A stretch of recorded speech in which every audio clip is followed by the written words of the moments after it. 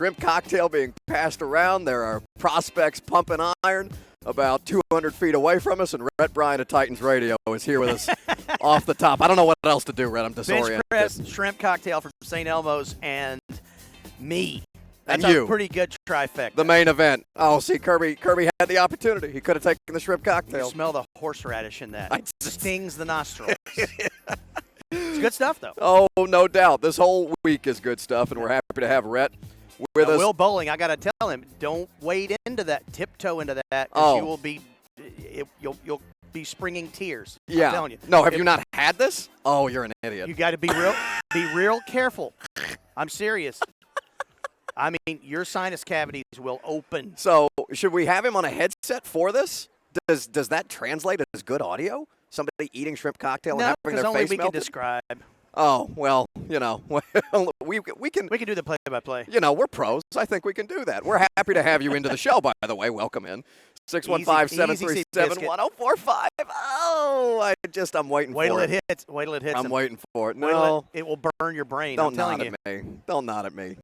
This is a useless bit on an audio medium. It just hit him. Yeah, he's starting to drool. His brain is on, the frontal lobe of his brain is on fire. He just gave himself. No, it's delicious, but that first one that's a stinger. It'll leave a mark. I can't think of anything worse. Of course, this is how we start the radio show on day 3 of the NFL Combine. I can't think of anything worse, like aesthetically, than the smell of shrimp cocktail on already kind of smelly radio row. And not even close to lunchtime, really. Oh, no.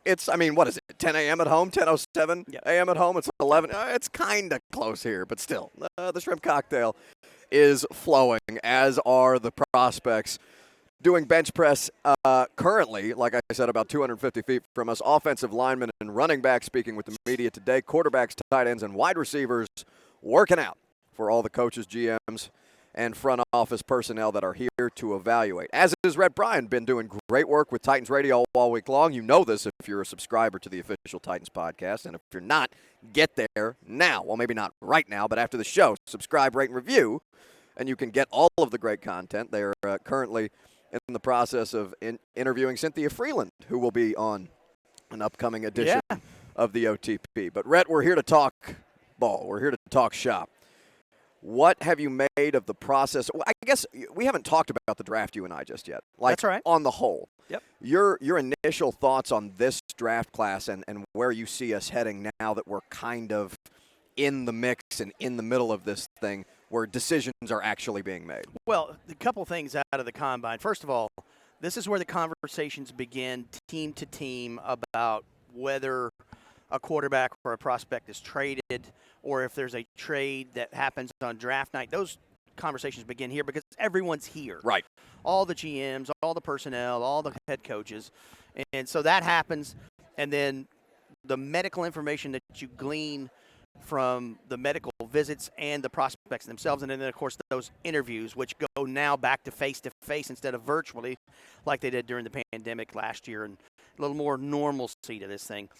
Well, and just quickly to that point, we talked to John Robinson and Mike Vrabel about just having that in-person element back and how big a difference that makes. I mean, I understand that people maybe not necessarily following the ins and outs every day of the NFL Combine, but for people who are trying to make literally multi-million-dollar decisions on these guys, a little FaceTime would be great, and they have that opportunity. Sure, and it's more about, now, if you're considering drafting a quarterback, it's, you're looking at the whiteboard, you're telling him some of the things that you want him to do in a little micro piece of your offense, and then you're asking him to recall that a few minutes later, and then his, but if you're not looking quarterback, you're looking to see what the guy's personality's like, what his background's like. For example, like when we talked to the tight ends yesterday, Grant Calcuttara is probably a day 3 prospect, tight end from SMU, formerly of Oklahoma, had some concussion issues, had a medical retirement in 2019.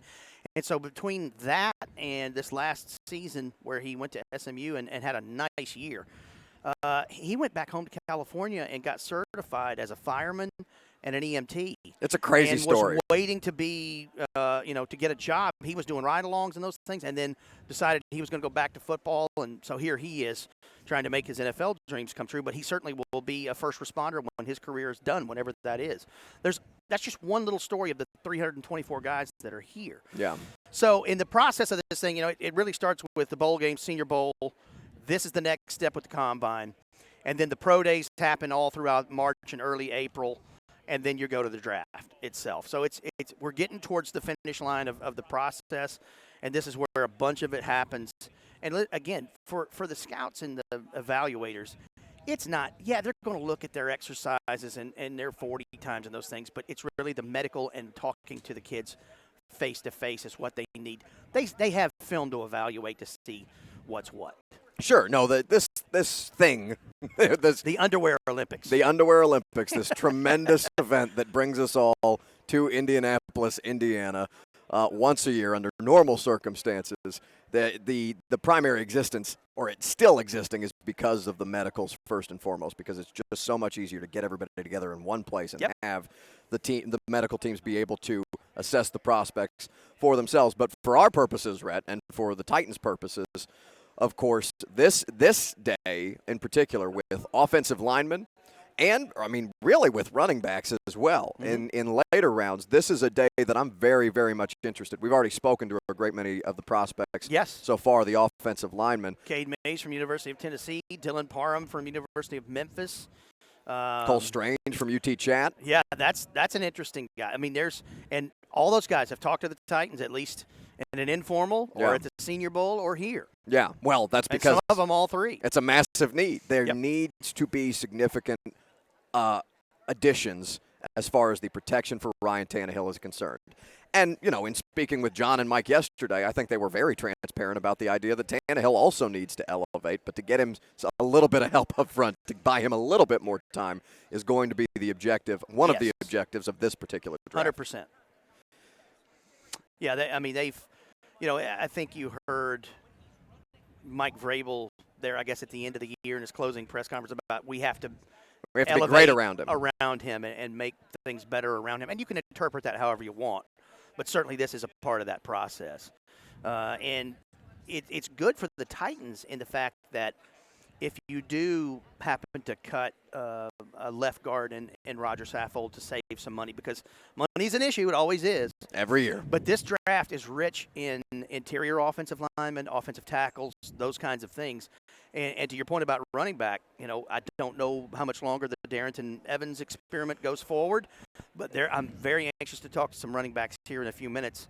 Abram Smith from Baylor is a very intriguing prospect who's a one-hit wonder. He was a converted linebacker. Right. Had a 1,600-yard rushing season for the Bears. And Damian Pierce from Florida is another one who had a really nice week at the Senior Bowl. Was not used a whole lot because it's a passing offense.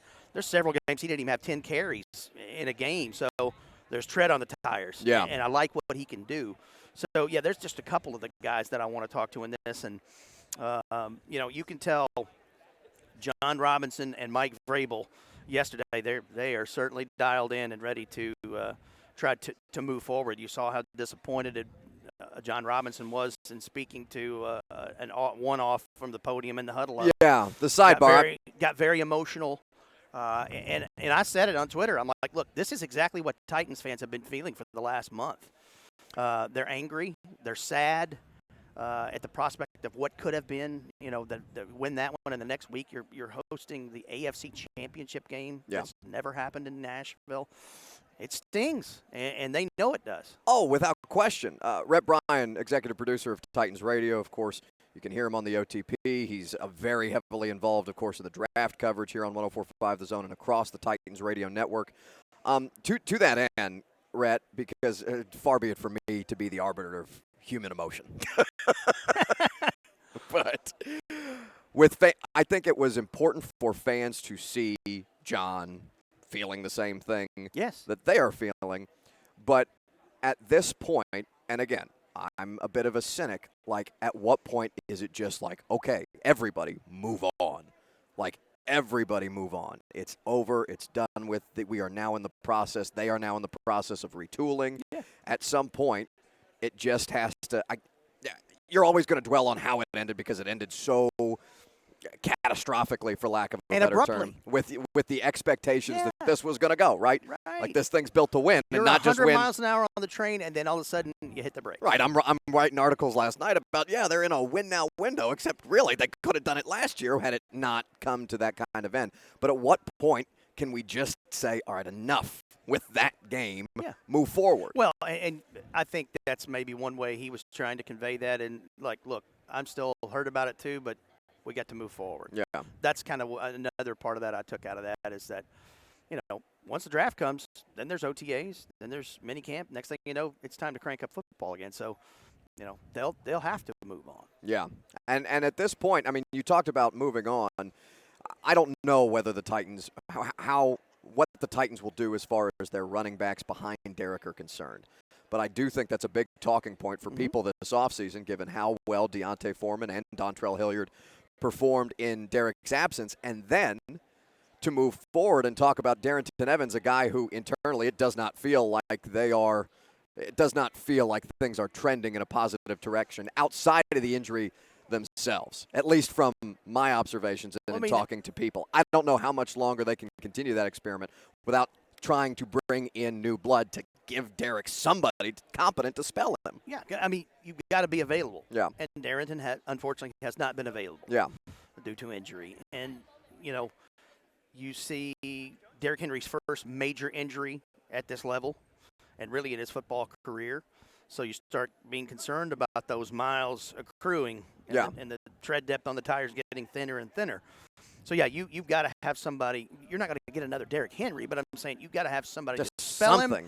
him. And, whether it's a short goal line, yardage back, third down, whatever it is, you got to have something to spell him some. 100%. At Rhett B, Tennessee is where you can follow him. He's going to be gathering all kinds of great information throughout the course of this draft process. He's mining the combine for all kinds of good tidbits, and it's going to come to fruition on the OTP and on the Titans Radio Network because that's what Rhett's here to do, buddy. I appreciate you stopping by. Glad to do it, Buck. When we come back, we're going to get into a discussion about the plan